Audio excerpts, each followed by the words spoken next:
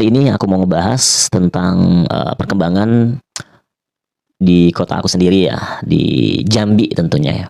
Di Jambi ini sebuah kota yang memang menurut aku sih eh, berusaha untuk maju ya.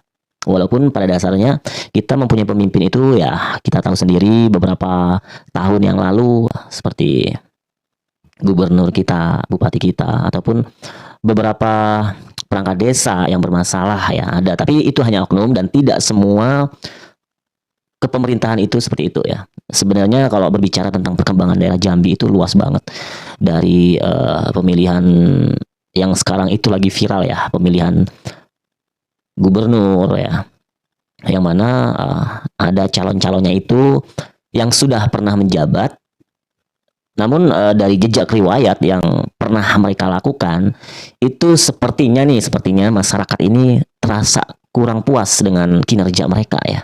Ya kita juga tidak bisa memutuskan dan menyimpulkan bahwa mereka kerjanya kurang bagus, mereka kerjanya nggak bagus gitu, mereka kerjanya nggak benar, nggak, kita nggak bisa menyimpulkan kayak gitu. Karena bagi masyarakat ya, bagi masyarakat yang awam dan mereka ingin hasilnya, tentu mereka bakal melihat apa sih yang dilakukan orang ini gitu loh, kok nggak ada perkembangan kota Jambi gitu loh. Tapi kan mereka nggak merasakan langsung, turun langsung ke pemerintahan itu ya. Apa sih kendala-kendalanya, pasti ada gitu loh. Dari batu bara ya, dari masalah-masalah batu bara yang mana batu bara ini merupakan tanggung jawab ya, disimpulkan oleh masyarakat sebuah tanggung jawab yang harus diselesaikan ya. Permasalahan-permasalahan yang dikarenakan yang ditimbulkan oleh batu bara ini harus diselesaikan oleh Bapak Gubernur maupun Bupati dan para bawahannya. Tapi tidak begitu terrealisasi gitu loh. Jadi masyarakat ini terasa kayak kurang puas. Walaupun pada dasarnya tidak semudah itu untuk mengerjakannya gitu loh. Pasti ada hal-hal yang bikin mereka itu tidak lantas langsung menyelesaikannya. Ada pertimbangan-pertimbangan pro kontra ya. Ya tentunya misalnya dalam hal batu bara kayak gini. Kalau misalnya menyelamatkan masyarakat banyak ya yang di jalan karena banyak kecelakaan ya, rusaknya jalan dikarenakan itu. Misalnya menyelamatkan di bagian ini, tentu banyak para sopir-sopir yang nganggur dan itu bukan cuma puluhan loh ya, bukan cuma ratusan tapi udah mencapai ribuan. Makin banyak pengangguran otomatis bakal makin banyak kejahatan kriminal gitu ya. Tapi di sisi lain kalau misalnya Bapak Gubernur kita ini, Bapak Bupati kita berusaha untuk menyelamatkan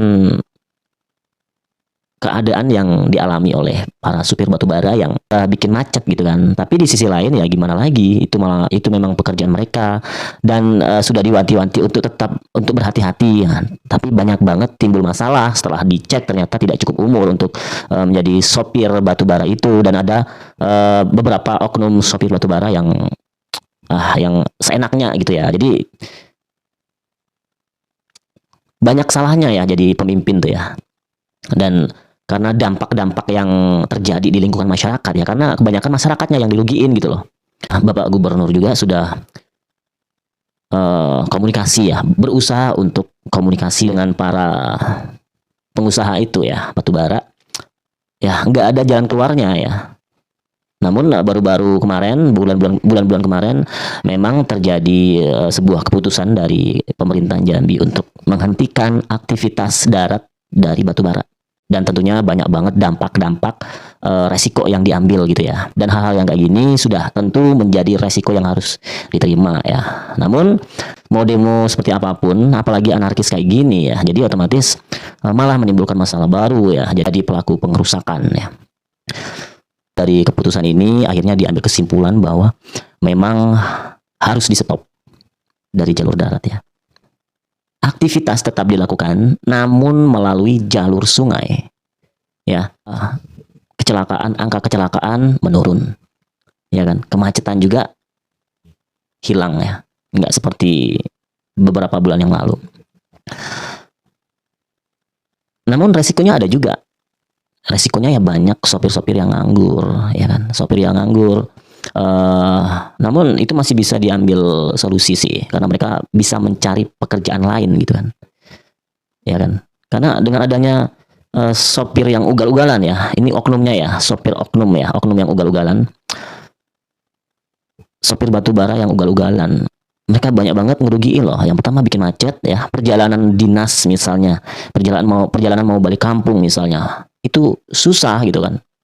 Bikin lama ya. Bikin macet karena udah macet gitu kan. Banyak kayak ya, mereka orang sakit yang dibawa ambulan dan ambulannya pun ikut macet gara-gara ini gitu loh. Dan akhirnya malah tidak terselamatkan. Ya, harus legowo lah ya intinya.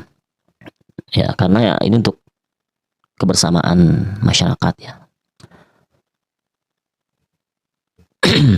Dan apakah di jalur sungai itu aman? Ternyata ada resikonya juga, guys. Jadi belakangan ini masyarakat Jambi itu menyoroti aktivitas tongkang angkutan batubara yang melintas bawah jembatan. Jadi namanya sungai ya, untuk menyambung antar pulau, antar desa ya, tentunya harus ada jembatan dong gitu kan. Ya apa karena jembatannya kurang tinggi atau pas lagi pasang mereka lewat ya. Ya tentunya ya jembatan yang nggak mungkin disalahin gitu kan. Yang pasti masyarakat ya pasti nyalahin tongkangnya gitu loh. Apakah sopirnya ugal-ugalan? Nah kita nggak tahu di situ permasalahannya seperti apa. Yang pasti di sini karena tongkang ini kerap membuat kerusakan jembatan atau menabrak tiang jembatan ataupun utamanya jembatan itu tadi ya. Nah, seperti yang terjadi di hari Senin tanggal 13 bulan 5 ya. 2024. Masyarakat Jambi ini dihebohkan dengan ulah tongkang angkutan batubara yang menabrak tiang pengaman jembatan Aur Duri 1. Dan kejadian adanya tongkang yang nabrak jembatan itu tadi, itu ada yang videoin dan dimasukkan dalam TikTok ya. Namanya zaman sekarang TikTok itu gampang banget nyebar loh. Dan di sini menimbulkan banyak banget komentar-komentar dari para masyarakat Jambi. Kita juga nggak tahu ya kalau di daerah lain pengambilan batu bara ini apakah mengganggu jalan atau enggak. Terus kalau misalnya melalui jembatan terus kalau misalnya melalui jalur sungai apakah sama kejadiannya dengan di Jambi ini ya. Karena di mata masyarakat itu kayak selalu salah gitu kan. Diarahkan di bagian darat banyak numbur orang, banyak ngebikin masalah, banyak bikin macet ya. Masalah gitu loh. Nah, pada saat dialihkan ke jalur sungai seharusnya itu kan aman ya. Ternyata nabrak juga gitu loh. Dan di sini kalau kita baca itu dari komentar-komentar dan beberapa sosial media yang memuat kabar ini, itu ada beberapa yang nabrak, tapi ya cuek aja, nggak ada kayak denda atau apa gitu kan. Hanya memperbaiki sedikit gitu kan, yang penting aman. Dan dari Polda Jambi juga udah mengamankan tuh 3 orang terkait kejadian kapal tongkang muatan batu bara yang menabrak tiang penyangga jembatan Aur Duri. Jadi 3 orang yang diamankan ini antaranya nakoda, kepala kamar mesin, dan anak buah kapal atau ABK. Terkait kejadian ini, Polairut Polda Jambi Kombes Pol Agus Triwaluyo mengatakan akan melakukan pendalaman terlebih dahulu baik kapal tongkang maupun kapal tumbot, pemeriksaan terhadap kru kapal. Langsung ditangkap ya. Nah, terkait dari penangkapan 3 pelaku ini ya, masyarakat Kecamatan Muara Tembesi itu bersuara ya. Jadi warga di sini bilang jika pelaku nabrak jembatan Aur Duri ditangkap, seharusnya yang nabrak jembatan Tembesi juga ditangkap dong gitu kan. Pelaku tongkang angkutan batubara nabrak jembatan Tembesi kapan diungkap? Ini warga pada nanya nih. Ya.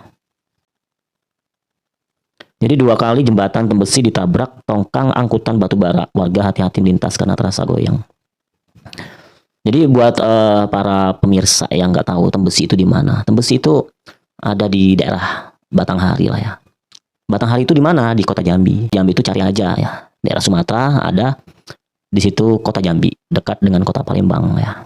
Mungkin para masyarakat yang jauh sono ya, mungkin taunya Kerinci ya yang terkenal ya. Jambi itu luas juga loh. Jadi jangan salah ya. Di lantas Polda juga ini udah bilang, pokoknya udah banyak diwanti-wanti lah untuk para masyarakat kalau lewat hati-hati karena udah goyang ya jembatannya. Polda juga udah ngingetin mobil truk angkutan batubara jangan melebihi kuota. Di sini ada jawaban dari BPJN Jambi terkait masalah yang ada di Tembesi ya.